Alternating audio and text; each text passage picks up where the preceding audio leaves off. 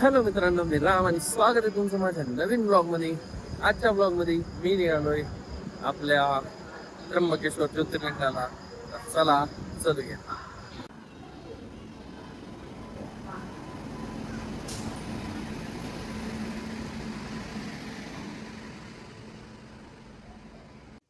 मित्रांनो, तर सकाळ झाली आणि मी आता नाशिक रोडला येऊन पोहोचलोय.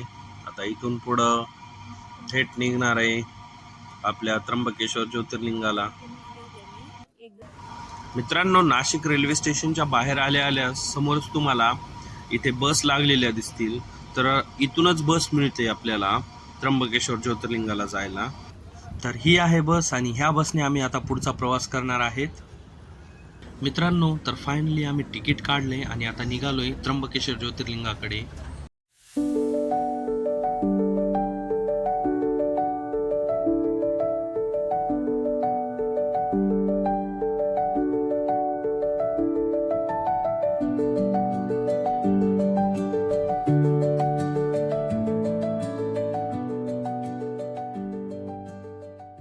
ओम नमः शिवाय. मित्रांनो, तर बसचा प्रवास आणि थोडासा थकवा विसरून आपण फायनली पोहोचलो आहोत एका अतिशय पवित्र आणि निसर्गरम्य ठिकाणी, त्र्यंबकेश्वर नगरीत. शिवशंकराच्या 12 ज्योतिर्लिंगापैकी एक आणि आपल्या गोदावरी मातेचे उगमस्थान असलेल्या या पावनभूमीत आल्यावर एक वेगळीच ऊर्जा मिळते. समोर दिसणाऱ्या ब्रह्मगिरीच्या सावलीत आणि महादेवाच्या भक्तीत येऊन मन असं प्रसन्न झालंय. मित्रांनो, तर आजच्या या व्लॉग मध्ये आपण घेणार आहोत साक्षात त्र्यंबकराजचं दर्शन आणि एक्सप्लोर करणार आहोत इथली प्रत्येक गोष्ट.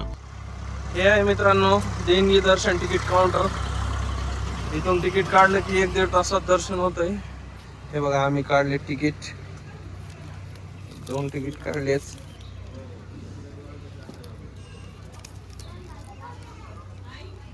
दोघांची 200 रुपयाला एक तिकीट आहे. चला, लावा लावा लावा लावा लावा.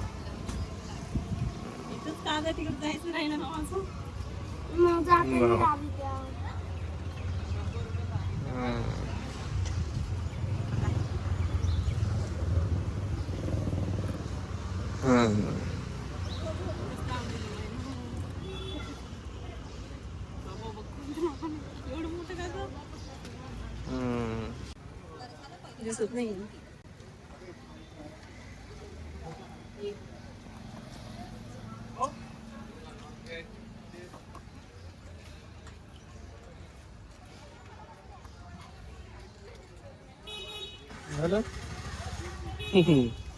सकाळपासून खूप प्रवास केला आहे आणि आता प्रवास संपलाय फायनली. आणि आम्ही आता इथं सुखसागर नावाच्या रेस्टॉरंटला आलात आणि इथं उत्तप्पा घेतलाय खायला. आणि मी इडली संपवलेली आहे आणि मिसेस खाते करवंद. चला तर मित्रांनो, आपल्याला आता इथून जायचंय मधी. आपल्या जवळपास आहे आता नाश्ता वगैरे झालाय. आता आपण निघालोय मधी. बघू, पहिल्यांदा आलोय.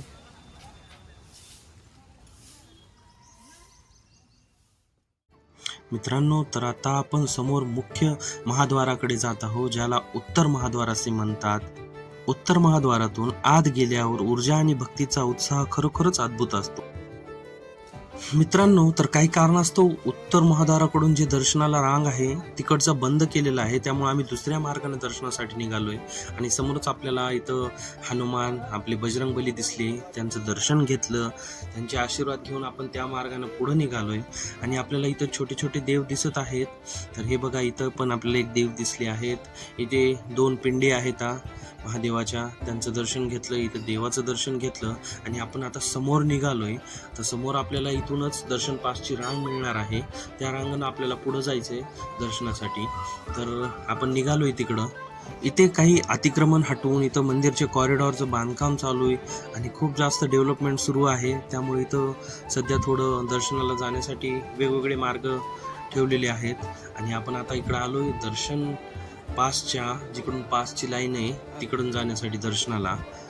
तर आज खूपच गर्दी आहे मित्रांनो. आज आहे रविवार आणि रविवारची खूपच गर्दी आहे, कारण रविवारी मोस्टली सर्वांना सुट्ट्या असतात, त्यामुळे सर्वजण वीकेंड प्लॅन करून येतात दर्शनासाठी.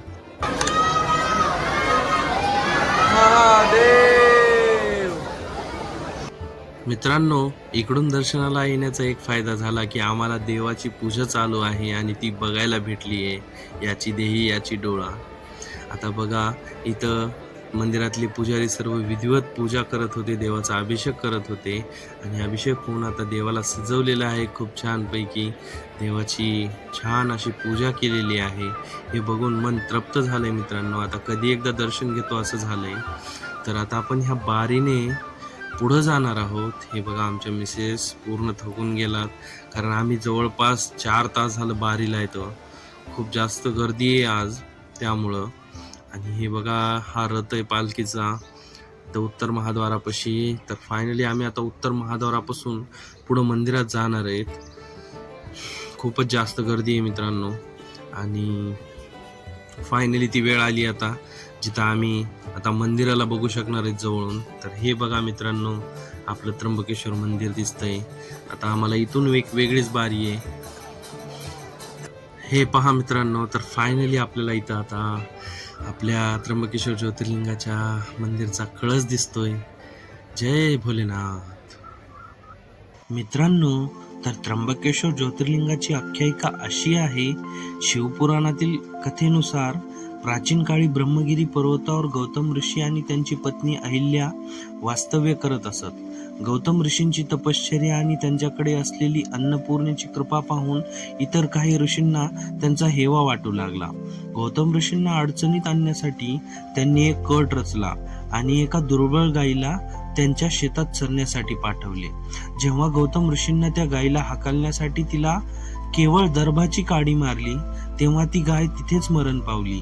यामुळे गौतम ऋषींना गोहत्याचे महापातक लागले.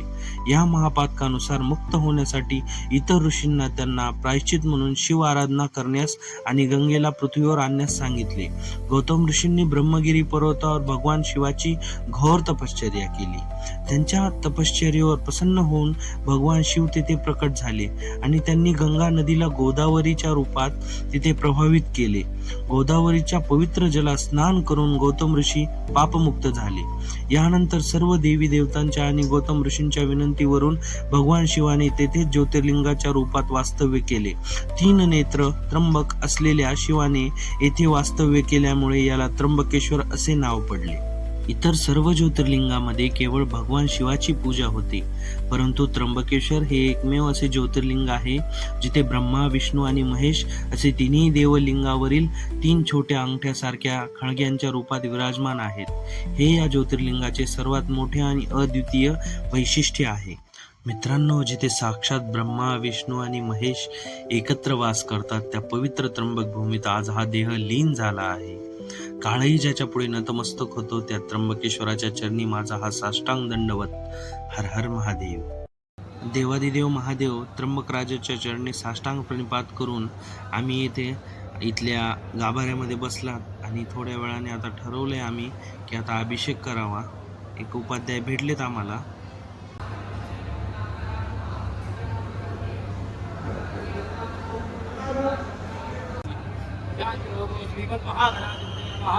निर्विघ्न वस्तू हात उडून बसायचे, गणपतीचे स्मरण करायचे.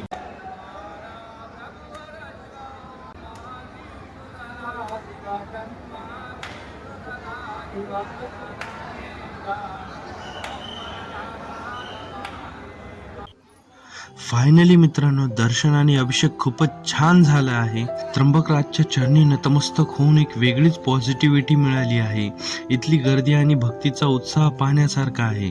चला तर मग आता आपण इथे बाहेर आरती चालू आहे, तेवढी आरती घेऊया.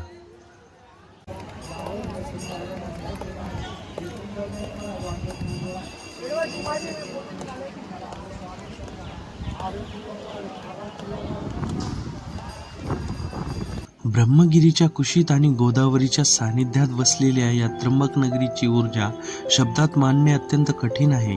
इथली शांतता आणि महादेवाच्या गाभाऱ्यात मिळणारी सकारात्मकता मनाला एक वेगळंच समाधान देऊन गेली. आशा आहे हा व्लॉग तुम्हाला आवडला असेल. असेच भेटूया नवीन व्लॉगमध्ये. तोपर्यंत हर हर महादेव.